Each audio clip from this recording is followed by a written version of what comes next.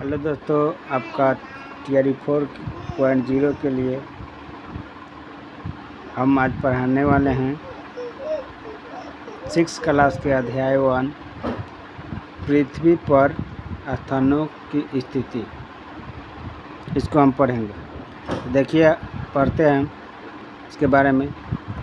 पृथ्वी अंतरिक्ष में स्थित है जो जल, पृथ्वी, अग्नि और वायु से बनी है और यह गोलाकार है। यह सभी स्थलीय और जलीय प्राणियों से घिरी हुई है। आर्यभट्ट बोलते हैं कि लगभग 500 साल ये पृथ्वी पुरानी है। देखिए, इसके अगले चैप्टर में है, इसको हम लोग पढ़ेंगे। देखिए, इसमें दिया है, कल्पना कीजिए कि आप पहली बार किसी नगर की यात्रा कर रहे हैं। उसे अगर नगर में आप जिन स्थानों की यात्रा करना चाहते हैं उनका पता कैसे लगाएं। ये सब तो क्वेश्चन है, इससे कोई अथी नहीं है। यहाँ से मेन आपका टॉपिक पूछेगा, यहाँ से क्वेश्चन पूछेगा थियरी 4 में, जैसे मानचित्र और उसके घटक है। देखिए, हम इस साधारण उदाहरण से समझ सकते हैं कि मानचित्र किसी भी क्षेत्र का एक प्रतीकात्मक चित्रण या रेखांकन है। यह एक लघु क्षेत्र, गांव या कस्बा, एक बृहद क्षेत्र, मान लीजिए कि आपका जनपद का या राज्य अथवा भारत जैसा एक अति विशाल देश या संपूर्ण विश्व भी हो सकता है। मानचित्र में आप सतह को ऐसे देखते हैं जैसे आप उसे ऊपर से देखते हैं। एटलस। अब देखिए, एटलस में क्या है, मानचित्रावली है। एटलस मानचित्रों की एक पुस्तक या संग्रह है। एटलस क्या है पूछेगा तो हम लोग कहेंगे कि एक मानचित्र का एक पुस्तक का संग्रह है। जैसे कि आप जानेंगे, मानचित्र अनेक प्रकार के होते हैं। भौतिक मानचित्र में क्या होता है, मुख्य रूप से प्राकृतिक आकृतियों जैसे पर्वतों, महासागरों और नदियों को दर्शाते हैं। ठीक, आज हम लोग केवल पढ़ेंगे। अब कल के दिन में हम इसी चैप्टर को अंडरलाइन लगाएंगे कि कहाँ से क्वेश्चन आएगा, कौन कौन मेन टॉपिक है, आप लोग लगाते जाइएगा। ठीक है। राजनीतिक मानचित्र देखिए, देशों या राज्यों, सीमाओं, नगरों आदि को दर्शाते हैं। उदाहरण के लिए, सभी राज्य केंद्र शासित प्रदेशों और उनकी राजधानियों को दर्शाता भारत एक मानचित्र है। थीमैटिक मानचित्र विशिष्ट प्रकार की सूचना प्रदान करते हैं। उदाहरण के लिए, पाठ्यपुस्तक 6.3 और 8.1 में आप देख सकते हैं। किसी भी मानचित्र के 3 मुख्य घटक होते हैं। दूरी, उसमें दूरी होगा, दिशा होगा और प्रतीक चिन्ह होगा। 1.1 देखते हुए प्रथम 2 के बारे में मैंने चित्र 1.1 में देख सकते हैं के बारे में पहले ही जान चुके हैं। आइए अब हम इन्हें अधिक सटीक से परिभाषित करेंगे। ठीक है, और ये आपको उतना काम का नहीं है, आगे चलते हैं। अच्छा, हम आपको लाइन बाय लाइन कराएंगे। ठीक, लाइन बाय लाइन ही सही रहेगा। तो हम लोग यहाँ तक पढ़ चुके थे। देखिए, अब यहाँ से हम पढ़ेंगे। किसी भी मानचित्र के 3 मुख्य घटक बता दिए थे, आप लोग अंडरलाइन कर लीजिएगा, दूरी, दिशा और प्रतीक चिन्ह। ठीक है। उसके बाद है, क्या आप कभी अचंभित हुए हैं कि बृहद क्षेत्र को कागज़ के एक छोटे टुकड़े पर कैसे प्रस्तुत किया जा सकता है। यह मानचित्र के स्केल की सहायता से किया जाता है। आइए हम लघु नगर के हमारे मानचित्र को वापस ले जाते हैं। ये उतना कुछ काम के नहीं है, जो आपके काम के है इधर है।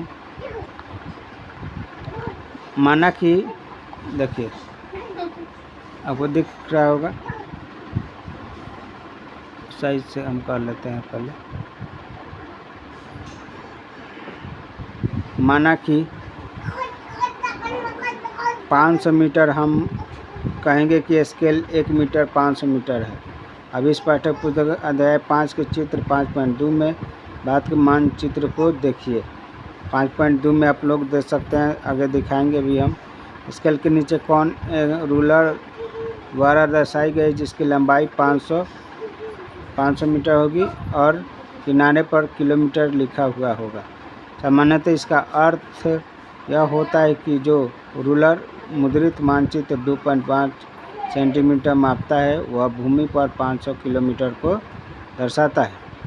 ठीक है, स्केल के द्वारा मुद्रित मानचित्र 2.5 सेंटीमीटर मापता है वह भूमि पर 500 किलोमीटर दर्शाता है। इसलिए मानचित्र पर चिन्हित किन्हीं दो बिंदुओं के बीच वास्तविक दूरी उस स्केल पर निर्भर है उसका मानचित्र उपयोग करता है। आइए आगे चलते हैं। ये जैसे इस सब है, इतना ये यहाँ से आपको क्वेश्चन नहीं पूछेगा। जो मेन टॉपिक है इधर देखते हैं हम, इसको हम पढ़ेंगे पूरा। निर्देशांक और यहाँ तक आज देखिए पृथ्वी का लोगों दिख रहा है चीज़, हम पूरा पढ़ के आपको सुना देंगे। पृथ्वी का मानचित्रण कुछ अधिक कठिन है क्योंकि हमारे ग्रह का आकार चपटा नहीं है। इसकी आकृति लगभग गोलाकार है। हम लगभग इसलिए कहते हैं क्योंकि यह पूर्ण गोलाकार नहीं है, अपितु ध्रुवों पर थोड़ी चपटी है। हम इसे व्यवहारिक दृष्टि से गोलाकार मानेंगे। कागज़ के एक समतल पृष्ठ पर गोलाकार वस्तु को यथावत चित्रण करना संभव नहीं है। ऐसा क्यों है? इसे समझने के लिए एक संतरे के एक प्रकार छीलिए। ये आपका क्रियाकलाप है, इससे उतना आएगा नहीं, इसलिए हम जो ज़रूरत है उसी को पढ़ेंगे। इसके बाद देखिए यहाँ है निर्देशांक को समझना। किसी नगर या कस्बे के एक बड़े बाज़ार की कल्पना कीजिए जिसमें सीधी पंक्तियों में समान आकार के दुकानें हैं। आप बाज़ार में एक स्टेशनरी की दुकान पर अपने मित्र से मिलना चाहते हैं, लेकिन आपका मित्र यह नहीं जानता कि दुकान कहाँ पर है। अतः आप उसे इस प्रकार का निर्देश देंगे। प्रवेश द्वार 5वीं पंक्ति की 7वीं। अब इसमें आ जाएंगे हम अगले चैप्टर में। 7वीं की दुकान पर 6:30 बजे मुझसे मिले। इससे आपका मित्र आपकी सही स्थिति को निर्धारित कर पाएगा। अब शतरंज के पटल पर विचार करते हैं। आगे पढ़ने वाले खिलाड़ी की चलों को दर्ज करने के लिए मुख्य खानों पर अक्षर क से ज तक और दोनों ओर के बीच अंक 1 से 8 लगाए जाते हैं। इस साधारण प्रणाली से खिलाड़ी प्रत्येक वर्ग को अंकित कर पाते हैं और प्रत्येक चाल चिन्हित करते हैं। यहाँ पर सफ़ेद पक्ष की रानी सामने वाले प्यादे के 2 चाल आगे बढ़कर एक बहुत सामान्य चाल खेल का आरंभ किया गया है। प्यादा घर 2 से 4 की ओर बढ़ा है। ठीक है, आज अब पढ़ते हैं अक्षांश के बारे में। इसमें कुछ है नहीं।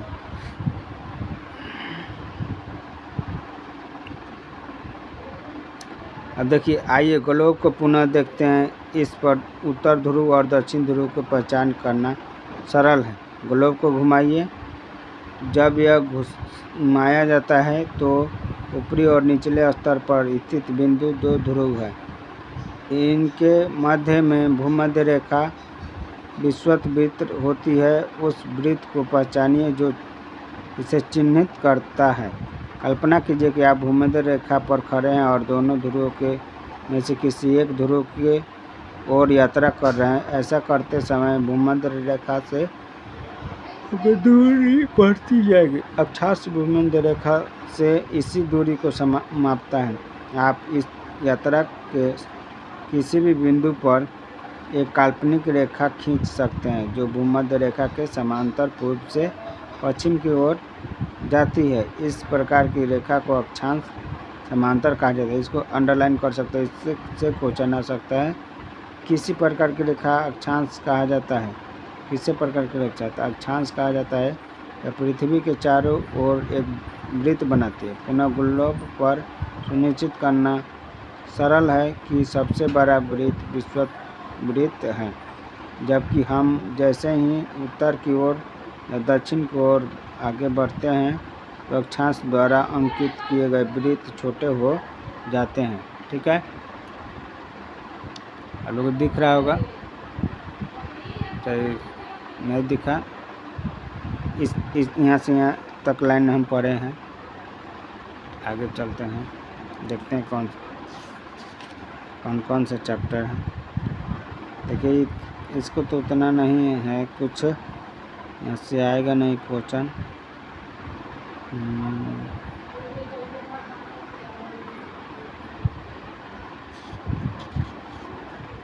देख लेते हैं कौन सा है। यहाँ तक हम पढ़ा रहे हैं देशांतर, यहाँ तक पढ़ा रहे हैं और कल हम लोग पढ़ेंगे इसके आगे। वीडियो लंबा हो जा रहा है। आज मेरे पास हाईलाइनर भी नहीं है कि अंडरलाइन करेंगे। अक्षांशों के अंशों में व्यक्त किया जाता है। अच्छा दिख रहा है, सबको दिख रहा होगा। परंपरागत रूप से विषुवत अक्षांश 0 डिग्री का शून्य अंश है, जबकि दो ध्रुवों के अक्षांश क्रमशः 90 डिग्री अंश उत्तर और 90 डिग्री अंश दक्षिण, उसे 90 डिग्री उत्तर और 90 डिग्री दक्षिण के रूप में लिखा जाता है। अक्षांश और जलवायु के बीच एक संबंध है। भूमध्य रेखा के चारों ओर जलवान, सामान्यतः गर्म, इसे उष्ण भी कहा जाता है, होती है। जैसे कि भूमध्य रेखा से दूर ध्रुव में से किसी एक की ओर यात्रा करते हैं तब अक्षांश की डिग्री बढ़ती जाती है। जलवायु शीतोष्ण कहा जाता है। उत्तर या दक्षिण ध्रुव के निकट जलवायु शीत ठंडी होती है। आप विज्ञान में पढ़ेंगे कि ऐसा क्यों होता है, और यह भी हम एक वर्ष की समस्या में विभिन्न ऋतुओं को अनुभव क्यों करते हैं। अब देशांतर के बारे में पढ़ेंगे। आप कल्पना कीजिए, आप लोगों को दिख रहा होगा अच्छा से। अब कल्पना कीजिए कि आप संभवतः सर्वाधिक, अब दिख रहा होगा, संभवतः सर्वाधिक छोटी रेखा पर उत्तर ध्रुव से दक्षिण ध्रुव की ओर यात्रा कर रहे हैं। ग्लोब का अवलोकन कीजिए।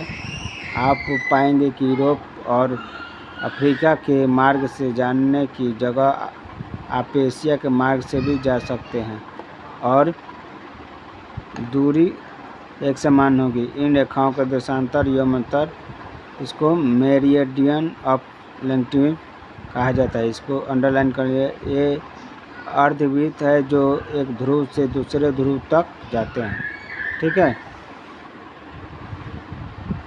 अब इसको हम पढ़ेंगे। आप विज्ञान में यह भी सीखेंगे कि पृथ्वी अपनी दूरी पर घूमती है। इसे सरलता से समझने के लिए टेबल लैंप को अपने ग्लोब से थोड़ा दूर रखिए और कल्पना कीजिए कि यह सूर्य है जो पृथ्वी की प्रकाशित कर रहा है। ग्लोब को पूर्व की ओर घुमाने पर हम देख सकते हैं कि पृथ्वी पर कुछ स्थानों पर प्रातः काल है, अन्य स्थानों पर मध्य सायं या रात्रि है। मैंने जो ग्लोब के जोड़ा है उसके पीछे जगह तो रात्रि है, इधर हम लोग दिन मानेंगे।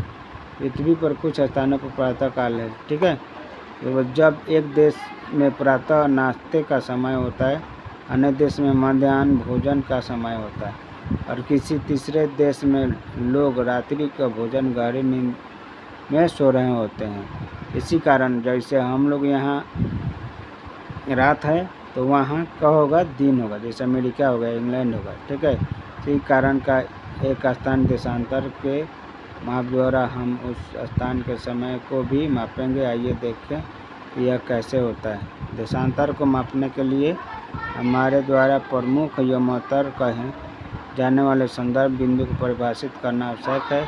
इसे ग्रीनिच यमोत्तर भी कहते हैं क्योंकि वर्ष 1884 में कुछ देशों ने तय किया कि इंग्लैंड में लंदन के एक क्षेत्र ग्रीनिच से गुजरने वाली यमोत्तर प्रमुख यमोत्तर के लिए अंतर्राष्ट्रीय मानक मानी जाएगी। इसे 0 डिग्री देशांतर के रूप में भी अंकित किया जाता है। यदि आप ध्रुव में से किसी एक की ओर यात्रा करते हैं तो किसी प्रकार के अक्षांश भूमध्य रेखा की दूरी का एक माप है। उसी प्रकार यदि आप भूमध्य रेखा के साथ साथ यात्रा करते हैं तो देशांतर प्रमुख यमोत्तर की दूरी का एक माप है। देशांतर को भी डिग्री में मापा जाता है। पश्चिमी या पूर्व इसका माप 0 डिग्री से 180 डिग्री तक बढ़ता है तथा इसमें पश्चिम के लिए पश्चिम तथा पूर्व के लिए पूर्व वर्णों का जोड़ा जाता है। उदाहरणतः पूर्णांक का उपयोग करते हुए न्यूयॉर्क का देशांतर 74 डिग्री पश्चिम में, जबकि दिल्ली में 77 डिग्री पूर्व में टोक्यो का 140 डिग्री पूर्व में है। तो यहाँ तक हम लोग पढ़ें, ठीक है। ये देख लेते हैं एक नज़र। जैसा कि अब देशांतर के यमोत्तर गोलों पर देखते हैं कि 180 डिग्री पश्चिम और 180 डिग्री पूर्व एक ही देशांतर है, इसलिए इस देशांतर को पश्चिम पूर्व न लिखकर 180 डिग्री लिखा जाता है। इसको ध्यान में रखिएगा, ठीक है। इससे क्वेश्चन आ सकता है। तो हम लोग यहाँ तक पढ़ें, पेज नंबर 15 तक। इसके आगे हम लोग कल पढ़ेंगे। देखिए, आप लोग कमेंट में लिखिए कि कौन सा विषय आपको, हम ऐसे तो पढ़ाएंगे line by line 6 to 12 class तक का NCERT, ठीक है। आज हम सभी माने विषयों का हम रूटीन डाल देंगे। आज अगर पढ़ाएंगे भूगोल तो कल इतिहास पढ़ाएंगे, परसों पॉलिटिकल साइंस पढ़ेंगे। ऐसे ऐसे करके हम चाहते हैं कि 6 से स्टार्ट करें। आप लोग कमेंट में लिखिए कि कौन सी क्लास में कौन सा सब्जेक्ट को अच्छी तरीके से डेली लेकर आए। कमेंट में ज़रूर लिखिएगा। थैंक यू, धन्यवाद।